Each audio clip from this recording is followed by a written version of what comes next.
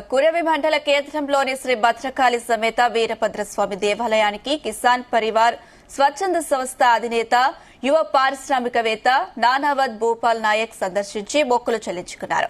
దేవాలయానికి ర్యాలీగా చేరుకుని ప్రత్యేక పూజలు నిర్వహించారు. మహబూబాబాద్ జిల్లా కురవి మండలం కందికొండ శివారులోని తన వ్యవసాయ క్షేత్రంలో మహబూబాబాద్ జిల్లా మీడియా ప్రతినిధులతో ఆత్మీయ సమ్మేళనాన్ని నిర్వహించారు.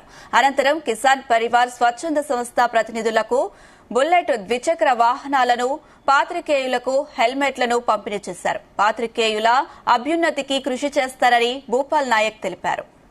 ఉన్న సమస్యలు నా దృష్టికి తీసుకొచ్చినా, లేకపోతే ప్రజల్లో ఉన్న సమస్యల్ని మనం ఏ రకంగా తీర్చుకుంటూ ముందుకెళ్తాము, ప్రభుత్వ దృష్టిలో కావచ్చు, కొన్ని ప్రైవేట్ సంఘాలు కూడా ఉన్నాయి, కొన్ని ఎన్జిఓ సంఘాలు కూడా ఉన్నాయి.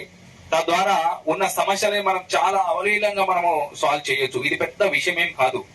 సో మనం ఎవరిని బ్లేమ్ చేయవలసిన అవసరం లేదు. అటు ప్రభుత్వాన్ని బ్లేమ్ చేయని అవసరం లేదు, ఎవరిని బ్లేమ్ చేయని అవసరం లేదు.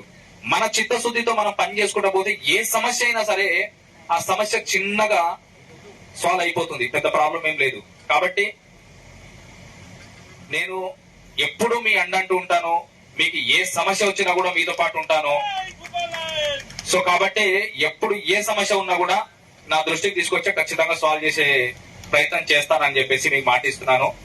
ఆ భాగంలోనే మీకు ఇన్సూరెన్స్ అని చెప్పేసి ఈ రోజు అనౌన్స్మెంట్ చేయడం జరిగింది. సో దానికి ఇన్సూరెన్స్ ఎలా చేయాలి, ఎట్లా చేసుకోవాలి, ఏంటని చెప్పే విషయానికి వస్తే కనుక ఆ మండలి ఇన్ఛార్జీలు పక్కన పెడితే మా కాన్స్టిట్యున్సీ ఇన్ఛార్జ్ అని చెప్పి, కాన్స్టిట్యున్సీ ఇన్ఛార్జ్ అనే దానికన్నా జిల్లా ఇన్ఛార్జ్ అనడం కరెక్ట్ ఏమో, సురేష్ అని చెప్పేసి ఉంటాడు, లేకపోతే రాంబాబు అని చెప్పేసి ఉంటారు.